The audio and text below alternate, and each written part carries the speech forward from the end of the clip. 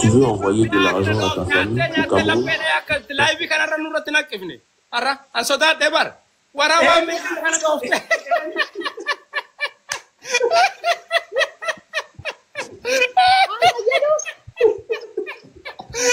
Abdussalam kan Abdussalam. Wallahi wa miya kana dofte nurra takifta tabat.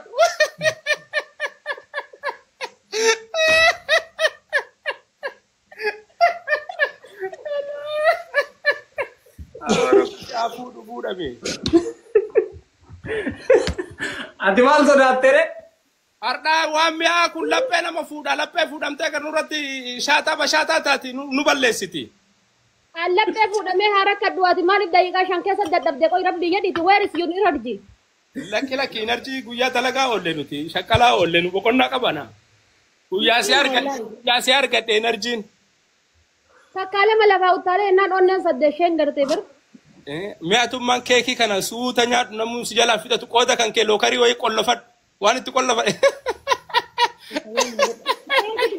Keekitu bar keekii ajaa'ibaati bar. Har'aa haati keekiitu akkana nyaanne bar mucatti nu keekii binneef har'aa siiree abbaa haati diggisii iyyuu siiree. Haati diggisii ana bar bakka an jirutti haati diggisii ana. Bilaafiyaa. By the way keekii ibsishaa waan ta'eef. Firii shaggooyya jettu jiranii shaggooyya warra beeku ol seensi kan nuti baaroo biraan dabarru. Baaroo tanaa waan dirri sheekusee maqaa dhoof malee ittiin seenu waan birii. Maakiin qoy dhufaarti. Walaloo salaam walaloo isinii dubbisanii.